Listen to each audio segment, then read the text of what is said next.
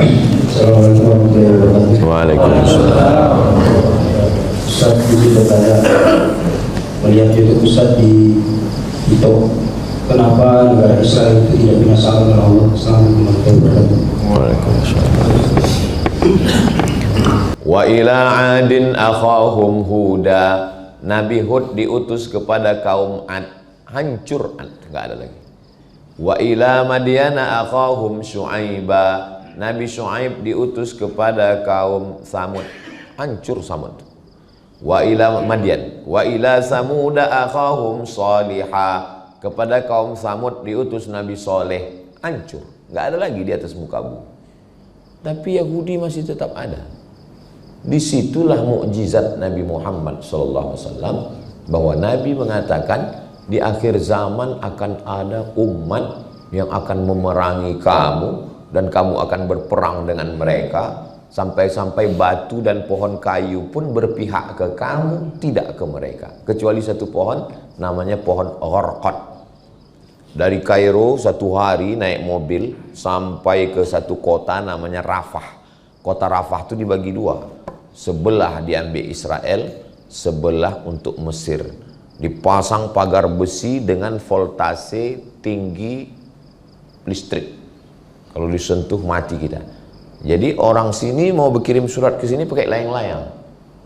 Tahun 99 saya ke situ, mereka kirim surat pakai layang-layang, dibaca ke sana. Kenapalah Israel ini masih ada? Kenapa Israel Yahudi? Nabi Ibrahim punya anak namanya Ishak, Ishak punya anak namanya Yakub. Yakub ini namanya dua, satu lagi Yakub, satu lagi Israel. Isra artinya hamba, El Tuhan. Israel hamba Tuhan. Kalau bahasa Arabnya Abdullah, Abdurrahman, Abdurrahim, Abdul Somad. Hamba Tuhan. Lalu kemudian anak cucu keturunan Yakub itu disebut dengan Bani Israel. Yakub punya anak namanya Yusuf. Yusuf punya saudara namanya Yahuza. Yahuza ini punya anak cucu keturunannya Yahudi.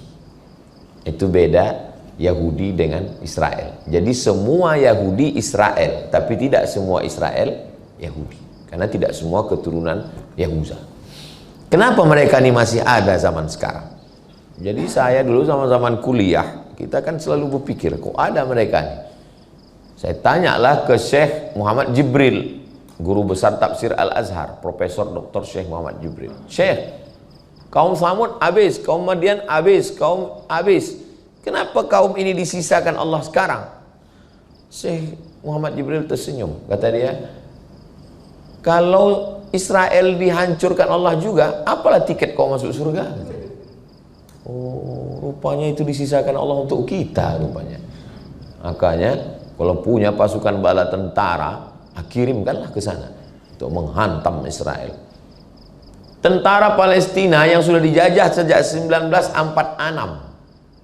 1946 mulai Israel itu masuk mencomot Palestina itu. 1945 kita merdeka, 1946 mereka terjajah. Sampai sekarang 2024, duit tak ada, di embargo, susah. Tapi tentaranya masih ada, tetap berjuang. Nggak mati-mati tentara itu.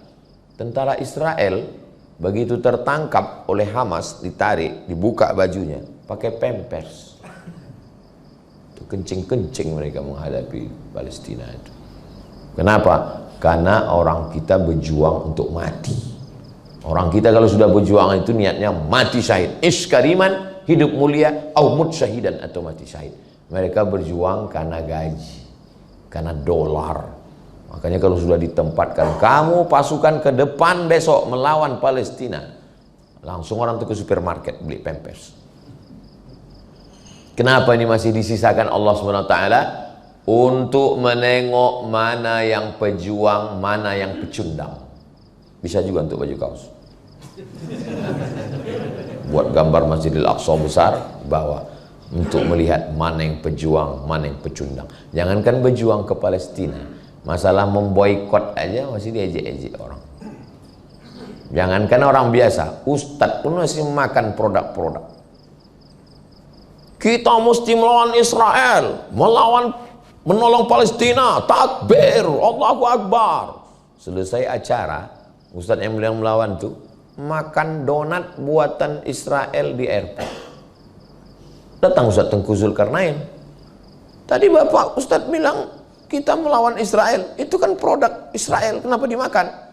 Setiap rupiah yang kita beli itu akan mengirim beli senjata untuk membunuh saudara kita. Kenapa produk ini masih Bapak makan?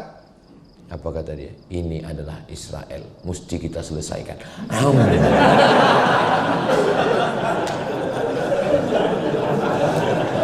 Salah satu bayang saya muka Ustadz Tengku Zulkarnain menceritakan itu. Jangankan masalah berperang ke sana, masalah memboikot pun berkelahi pula sesama kita. Tengoklah di medsos itu, berkelahi sesama kita, bukan orang lain yang mengejek, mengolok-olok kita itu. Malah anak-anak lebih sadar. Kawan saya pulang dia ke rumah dibawanya produk Israel itu, dikasih anak, nggak mau Pak. Kenapa nggak mau? Itu ada darah saudara kita di Palestina. Biar papa habiskan, kata ya. Jadi ini memang dikirim Allah untuk menguji iman kita. Kalau begitu Pak Ustadz, kami tinggalkan tambang emas nih ke Palestina kami. Jangan. Karena kita tidak ahli di situ. Saya khawatir Bapak semua pergi ke Palestina 2-3 hari keluar berita. Semua pasukan dari tambang emas lemas karena tak dapat lontong sayur dan nasi uduk. Kenapa Ustadz tiba-tiba ingat lontong sayur? Nampak aku udah ada piring.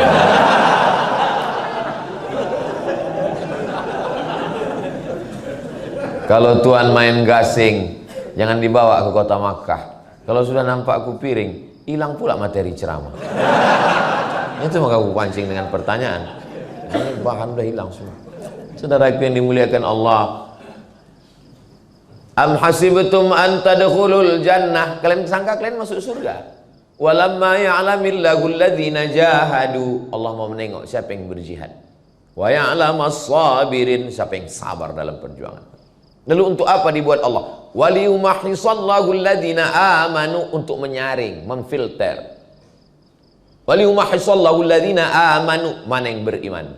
Wa yamhaqal kafirin, mana yang kafir. Ini kita nih sekarang di tempat ujian. Aku nggak tahan Pak Ustadz, hidup ini banyak kali ujiannya. Yang namanya banyak ujian itu hidup. Kalau banyak cucian laundry. Ini tempat ujian. Maka siapa yang mengeluh, banyak kali ujian. Sama macam orang masuk ruang SNMPTN, seleksi nasional masuk perguruan tinggi negeri. Lalu ngeluh dia, banyak kali pertanyaannya. Ya ini kan tempat ujian, kau salah masuk sini. Kalau kau nggak mau ujian, keluar kau dari sini. Masuk ke mana? Masuk ke liang kubur. Di liang kubur pun masih ada audiens. Audiensi, marabbuka. Siapa Tuhan? Ar-rahah fil jannah. Nanti Ustaz dari sini kemana? Habis dari sini kami nanti ke Batang Toru, Paluta. Habis dari Paluta kemana? Habis itu kami nanti ke Labuan Batu. Habis itu ke Medan. Habis itu Ustaz pulang ke rumah. Habis itu kemana? Habis itu ke Maluku. Habis itu kemana? Habis itu ke Malaysia Desember. Habis dari Malaysia kemana? Ke Jakarta. Terus istirahatnya kapan Ustaz? Istirahatnya nanti di surga bersama kamu, Besti. Begitu juga nanti kalau Bapak pas pulang ditanya, abang nih ku tengok kerja, kapan abang istirahat? Nanti bersama kamu di surga Jannatul Firdaus.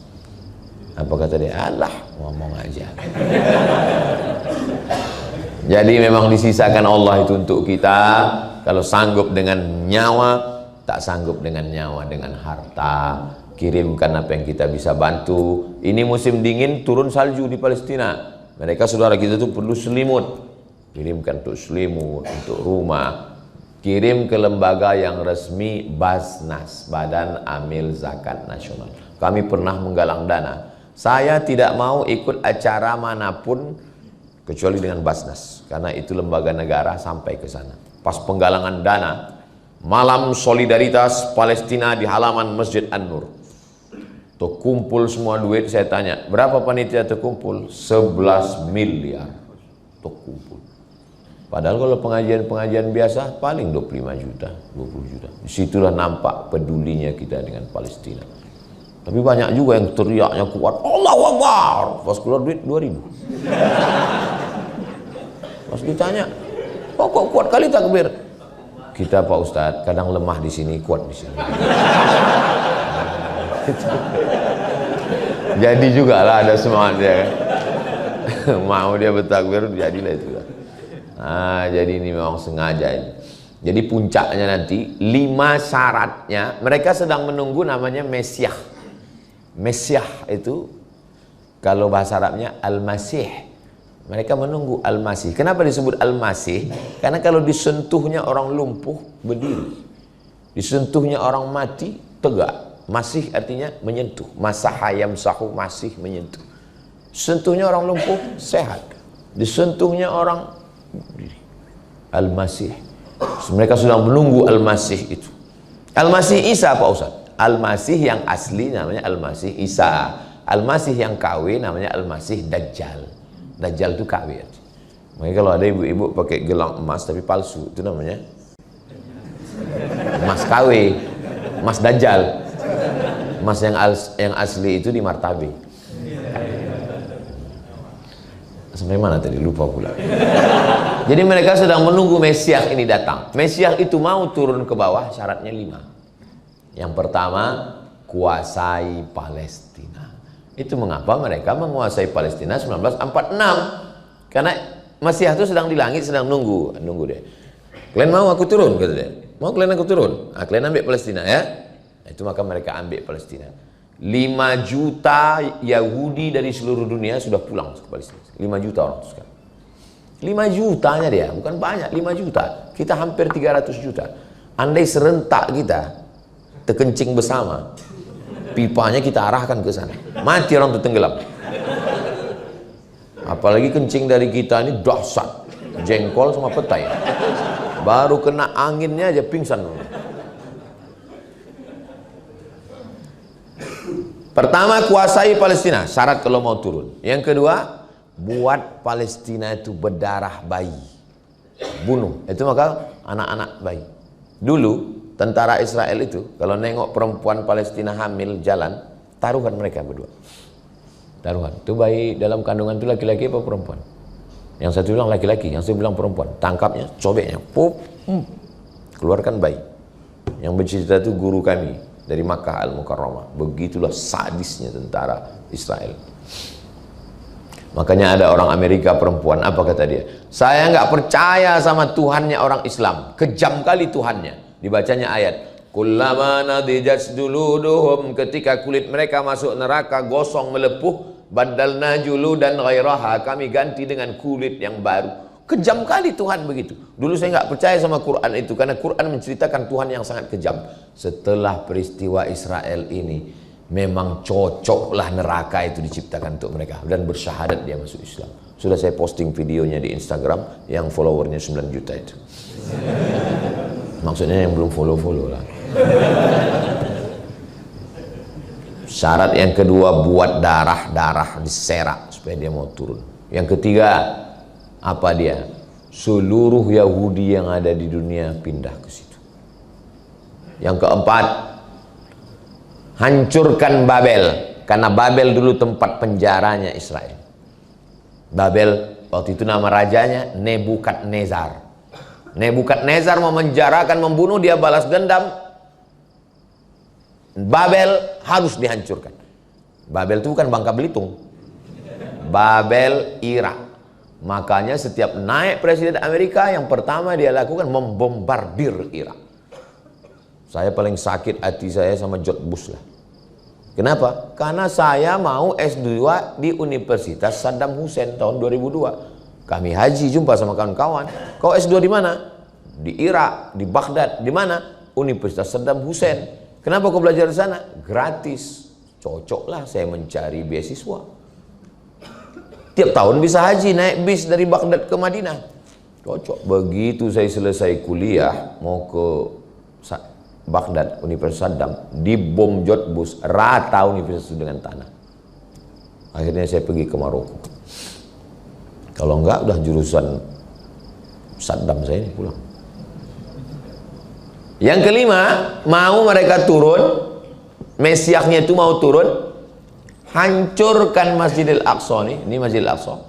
Ini sekarang sudah digali mereka terowongan keliling, terowongan. Nanti Masjidil Aqsa itu akan turun jatuh ke bawah, bam, baru mereka bangun di atasnya Temple of King Solomon. Tulis di Google, Temple of King Solomon, Raja Solomon. Mereka mengotak-atik Nabi Sulaiman seakan-akan punya mereka. Quran datang meluruskan, Nabi Sulaiman bukan raja kalian. Nabi Sulaiman adalah nabi, salah satu nama anak Nabi Daud. Nama ayahnya Daud, namanya anak Sulaiman. Kata mereka Solomon. Ada pula penulis Indonesia mengatakan Nabi Sulaiman itu kerajaannya sampai ke Indonesia, ke Yogyakarta, Sleman.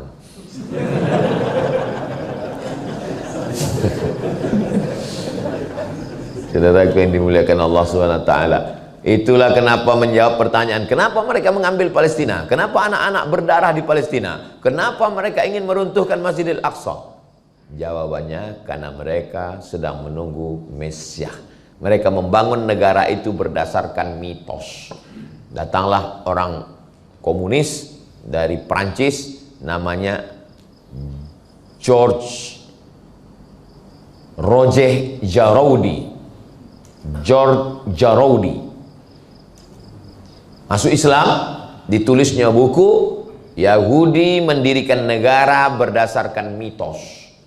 Ditangkap, dia dimasukkan ke dalam penjara karena dianggap Yahudi itu gila.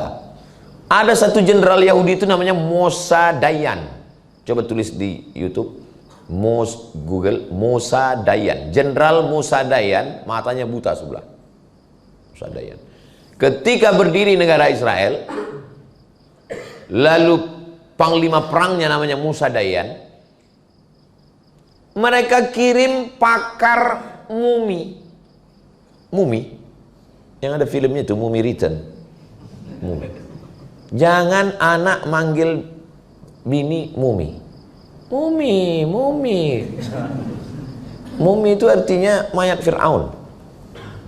Dikirimlah pakar mumi ke Mesir menjumpai presiden siapa namanya Bang Iqbal? Setelah Gamal Abdul Nasir, Anwar Sadat. Ini mumi Fir'aun ini terjadi kerusakan pada kulitnya, nanti membusuk, harus diobati. Dibawalah mumi ini dari Mesir ke Prancis. Sampai di Prancis, masukkan ke ruangan. Rupanya akal-akalan Yahudi itu aja. Sampai di situ dibuka orang tuh, ditinju si Mosa Dayan tuh Yahudi. Kau yang udah mengusir nenek moyangku dulu, katanya. Ada bukunya di rumah. Kan gila itu. 3000 tahun yang lalu dendamnya nggak hilang-hilang sampai sekarang. Kalau kita orang di Nusantara ini dendam paling 7 turunan. Aku dendam kali 7 turunan. 7 turunan nggak sampai 3000 tahun. 50, 350 nya. Yahudi sampai 3000 tahun. Saya sekedar penasaran aja. Enggaklah pula saya mau meninju Fir'aun. Sampai saya ke Mesir, pergi ke samping Sungai Nil, ada di situ namanya Tahrir Square. Di situ ada museum. Naik. Where is Fir'aun? Di mana Fir'aun? Rupanya Fir'aun itu walaupun sudah mati, tempatnya di paling atas. Naiklah kami ke atas tangga. Sampai ke atas, pas mau masuk ke kamar Fir'aun itu bergetar jantung kita. Tiketnya mahal.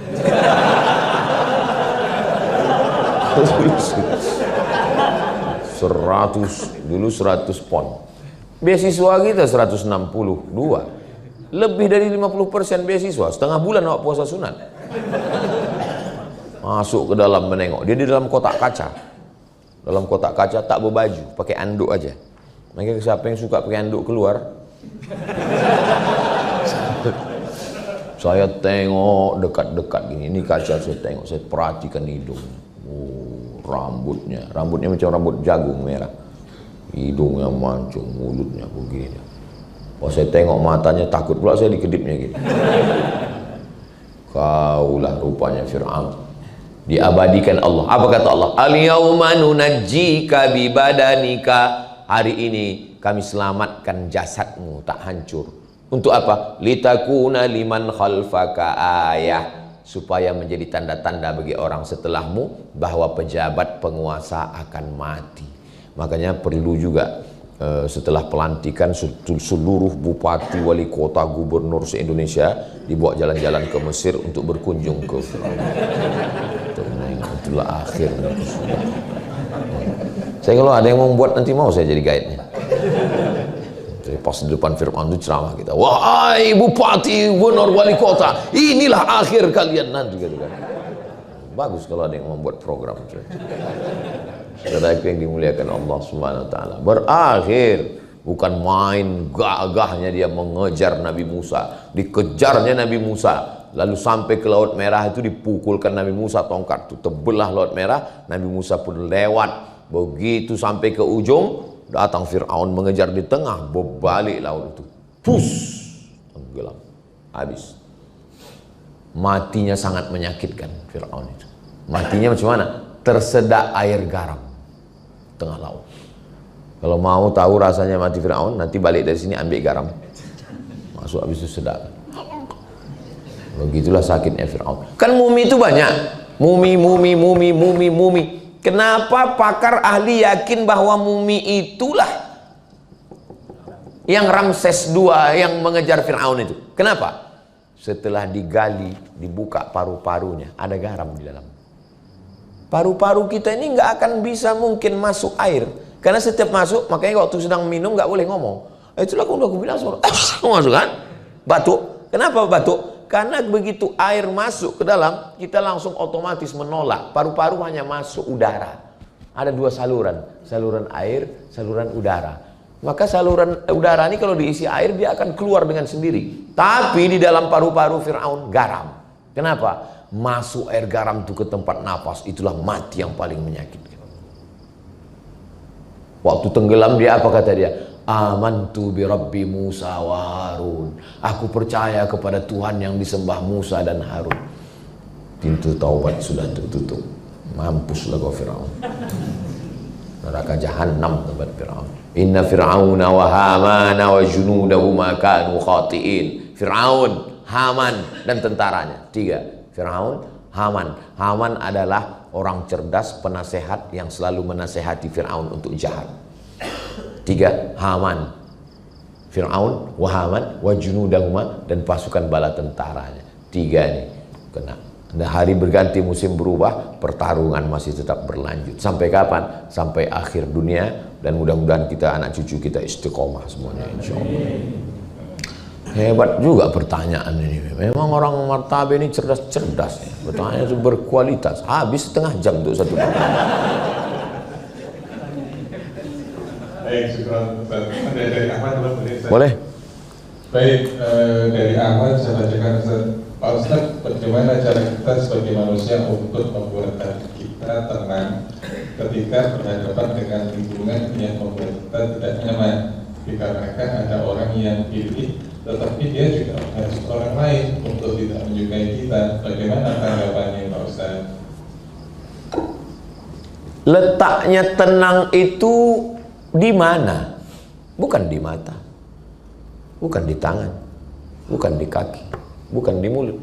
Letaknya tenang itu adalah di hati. Berdegup, berdetak, 2 jari bawah sebelah kiri.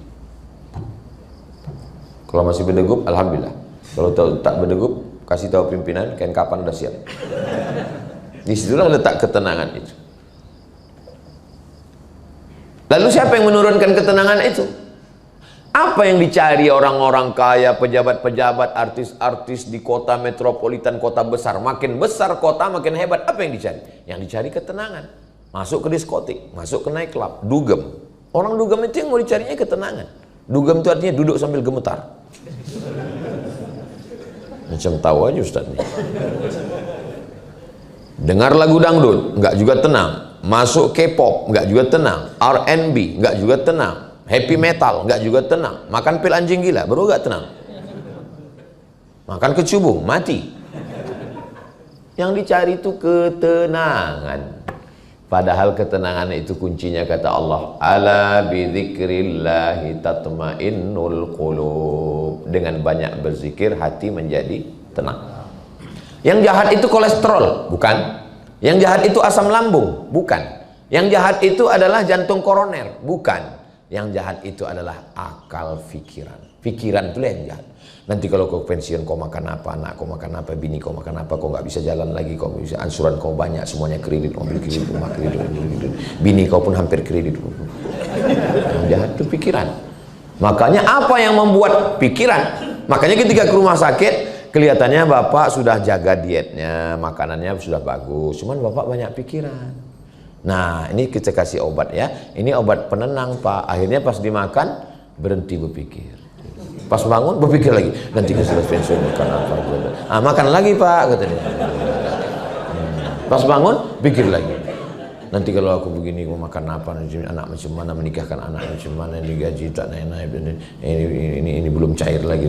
Makan lagi pak, katanya, tidur lagi.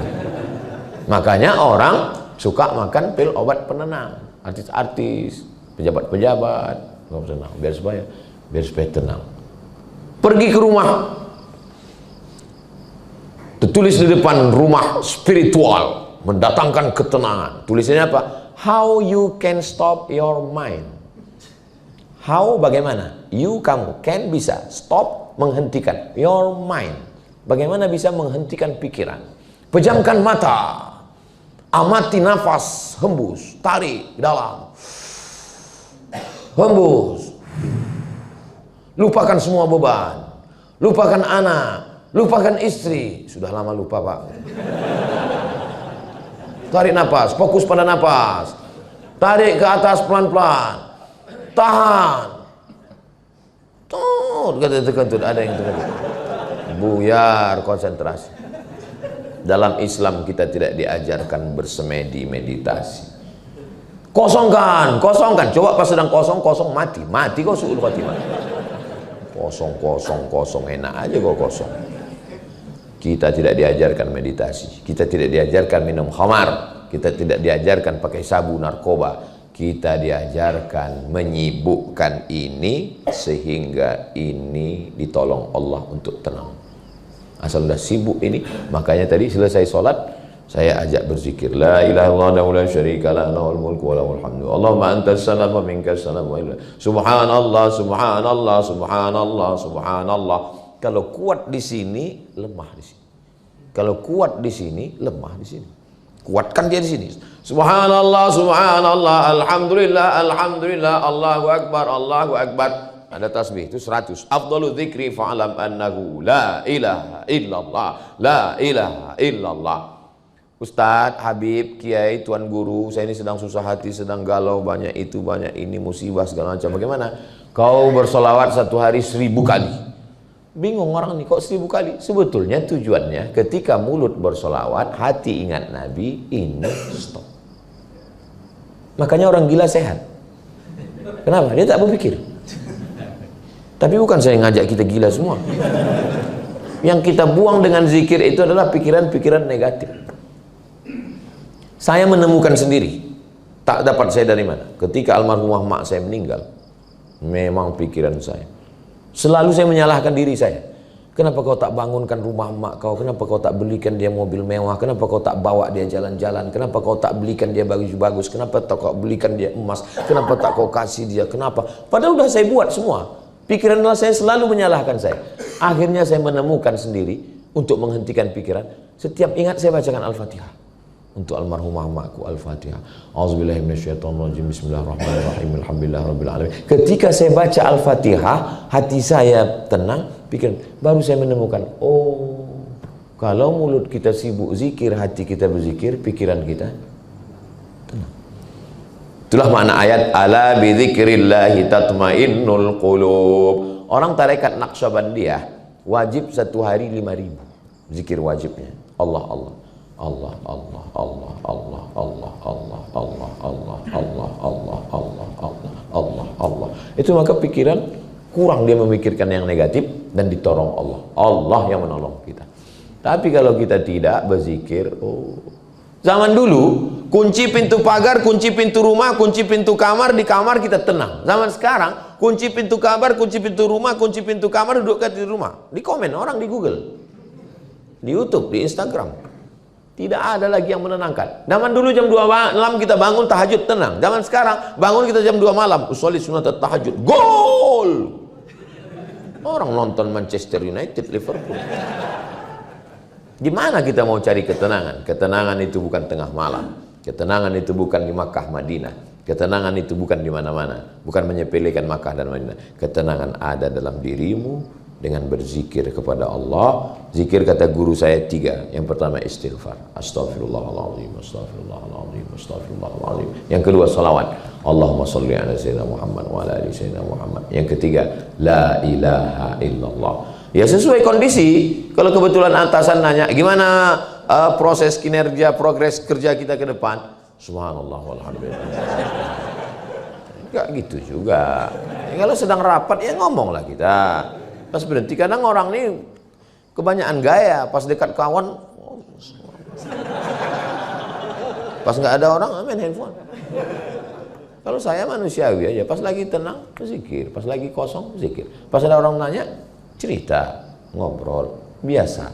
Terus ini wah, dia zikir, oh, rupanya kamera online, lagi streaming. Oh, saya tengok, mak belum ada yang nonton nih.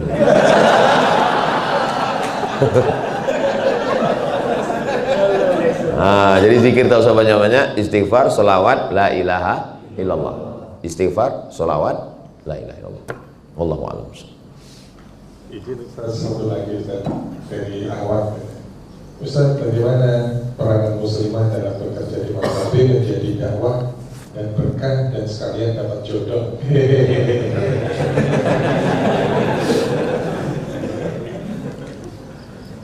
Saya termasuk lambat menikah karena mengurus almarhumah emak. 11 tahun saya serumah. 2008 pulang kuliah, 2019 dia meninggal. 11 tahun saya urus. Jadi kalau masalah ngurus sama orang tua, tanyalah sama saya. Jadi kalau sudah ada orang mau, kita mau, tak usah tunda-tunda nikah. Tak usah terlalu banyak berteori. Saya dulu berteori, saya tanya tetangga saya, kawan, "Gimana Pak kita tahu bahwa orang itu jodoh kita?" Kata dia, asal kita tengok bergetar itu jodoh kita. Lama kurun dong, asal tengok perempuan bergetar.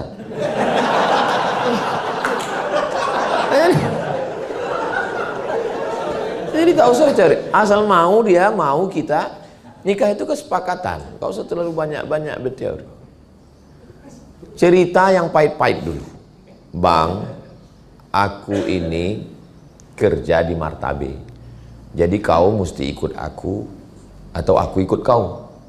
Nah, jadi jangan, Pak Ustadz Somad, saya sekarang ini bingung ini. Kata suami saya ikut dia di kota tempat dia kerja, sementara saya bekerja di tempat kota saya. Kau sebelum nikah dulu ada kenalan kan? Iya, ta'aruf Pak Ustadz. Terus apa yang kalian bahas? Mie ayam, lontong sayur. Ceritakan yang urgen, yang penting-penting. Kalau udah sepakat untuk hidup bersama, sudikah kau menemani aku sampai ajalku tiba? Setelah itu kau tunggu aku di pintu surga? Kalau katanya, yes, I do. Udah langsung aja. Kalian yang lajang-lajang, yang laki-laki, jangan kalian datang ke rumah perempuan itu. Kalian bawa pimpinan. Jangan kalian yang ngomong petentang-petenteng, aku mau minang anak bapak. Nggak bisa gitu. Orang tua itu dia mau ngomong sama orang tua. Atau kalian cari Ustadz Iqbal Sulki, Pulungan, Ustadz kita bawa. Jangan kalian bawa saya. Kalau saya kalian bawa, saya yang diterima orang tuh. Malah pede kali Ustadz ini. Nah, selama di tempat bekerja, aslinya perempuan itu tak boleh bekerja. Perempuan itu di rumah. Tapi boleh bekerja dengan syarat dan ketentuan berlaku. Syaratnya apa? Menutup aurat, berhijab. Baju jangan sempit. Karena laki-laki ini tak bisa menengok perempuan baju sempit. Error dia langsung. Jadi pakai baju longgar, pakai hijab. Yang kedua, jangan pakai parfum berlebih-lebihan. Karena terciumnya bau aroma semerbak, rusak juga otaknya. Jadi laki-laki ini otaknya itu rentan. Nengok, rusak. Tercium, rusak. Tapi bukan berarti perempuan disuruh bau bawang, bukan. Ya, parfum secukupnya untuk menghilangkan bau ketiak, bau masam. Jangan sampai dipakai di sana, imam tuh lupa ayat sampai tutup. Wala ana abidum ma'abadtum, tak dapatnya simpang lakum dinukum waliyadi.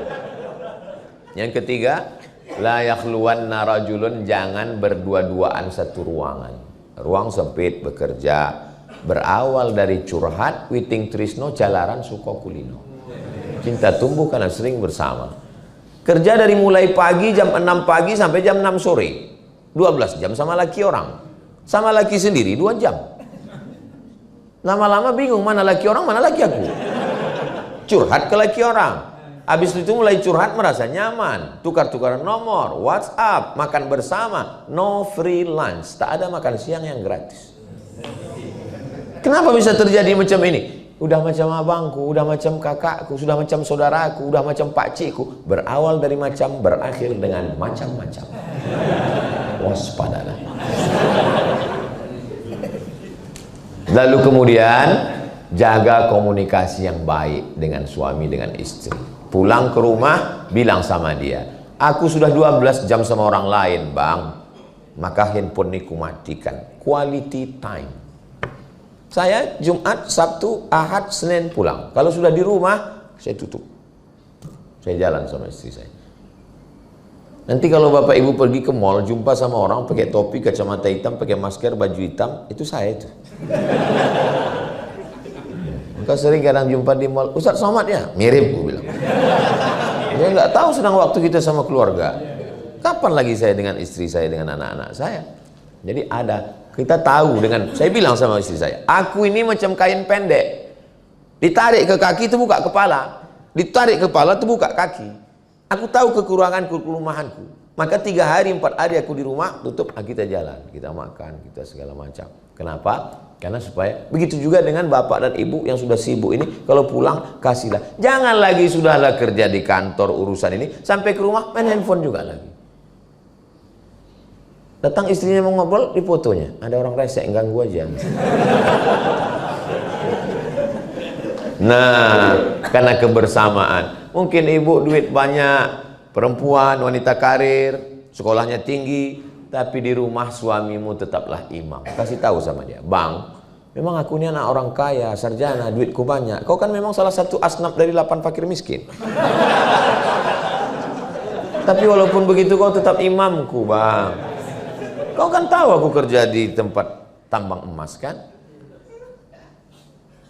Jangankan duitku ini bang, nyawaku ku kasihkan ke kau. Satu-satunya kesalahanku, laki-laki kepala rumah tangga, dia ingin dihormati dan dimuliakan. Satu-satunya kesalahanku hidup ini bang, satu, mencintaimu. Dunia ini hampa kalau kau tak ada bang. Laki-laki suka kali dia, betul kan pak? Alah, malu pula orangnya. Nah, walaupun ibu kaya, duitnya banyak, ada asisten rumah tangga di rumah, tapi kalau untuk masak, aku tak bisa masak Pak Ustadz, sibuk. Biarkan asisten itu masak, tapi untuk meletakkannya ke piring, mengasih garamnya, menyajikan ke dia, dimakannya, memang sedap buatan kau ini ya. Siapa dulu mamanya? Kata dia kan. Airnya sama, gulanya sama, tehnya sama, kompornya sama, termosnya sama, tapi rasanya bisa beda kalau ibu yang menyajikan. Jangan sampai nanti suami itu berubah rasa. Pas mau Idul Fitri, pulang pembantu, bukan cuma anak itu nangis, laki pun menangis. Baru kalian tahu rasanya.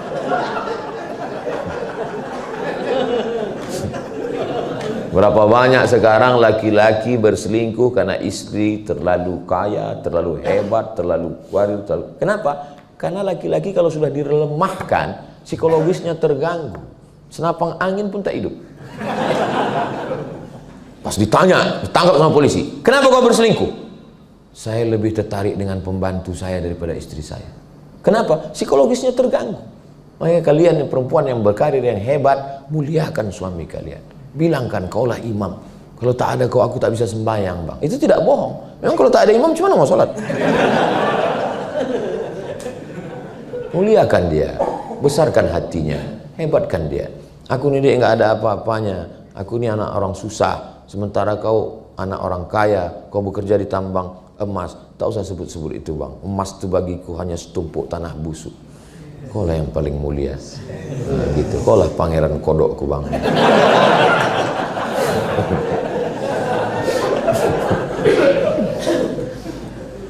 Itulah yang dapat saya sampaikan subuh ini. Saya sangka tadi tak bisa lama-lama tausiah ini. Rupanya bersama dengan orang-orang yang hatinya tulus ikhlas ini, ngomong pun bisa panjang lebar. Kenapa? Karena yang ada di hadapan saya ini orang-orang yang amanah.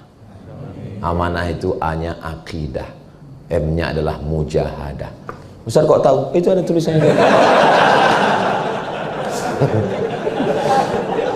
Di akhir majelis mari kita sama berdoa, mudah-mudahan kita istiqomah, keluarga kita sakinah mawaddah warahmah, anak-anak kita soleh dan solihah, akhirnya kita masih bersama, masuk surga bersama Rasulullah. A'udzubillahi minasyaitonirrajim. Bismillahirrahmanirrahim. Alhamdulillahirabbil alamin. Wassalatu wassalamu ala asyrafil anbiya'i wal mursalin wa ala alihi wa sahbihi ajma'in. Rabbana ighfir lana dzunubana, ampunkan dosa kami, wali abaina, ayah kami, wali ummahatina, emak kami, wali azwajina, pasangan hidup kami, wali dzurriyyatina, anak cucu keturunan kami, wali man ahsana ilaina, orang-orang yang sudah berbuat bagi kami. Allahumma ja'al a'malana ibadatan lana, jadikan segala aktivitas kami ini menjadi ibadah karena kami lakukan karena Engkau ya Allah. Anzilis sakinata fi qulubina, tanamkan sakinah ke dalam hati kami sehingga keluarga kami sakinah mawaddah warahmah. Allahumma ja'alna minal mutahabbina bijalalik, kami di tempat bekerja ini beda ayah beda ibu, jadikan kami bersaudara karena Engkau ya Allah. Waj'alna minal mukhlasin, jadikan kami orang yang tulus dan ikhlas dalam beramal hidup dan mati ya Allah. Ahyina bil iman, hidupkan kami dengan iman. Amitna bil iman, matikan kami dengan iman. Wahsyurna yaumal qiyamati ma'al mu'minin, bangkitkan kami di akhirat bersama orang-orang beriman. Wa adkhilnal jannata ma'al abrar, masukkan kami ke dalam surga bersama saudara-saudara kami ya Allah. Rabbana atina fid dunya hasanah wa fil akhirati hasanah wa qina adzabannar. Wa sallallahu ala sayyidina Muhammad wa ala alihi wasallam walhamdulillahi rabbil alamin. Taqabbalallahu minkum minna wa minkum taqabbal ya karim. Usolli sunnatal isyraq pakai qaf raka'ataini lillahi ta'ala. Saya salat sunat isyraq 2 rakaat lillahi ta'ala. Terima kasih, mohon maaf saya tutup dengan pantun penutup menangkap puyuh di Bukit Selasih. Thank you dan terima kasih. Assalamualaikum warahmatullahi wabarakatuh.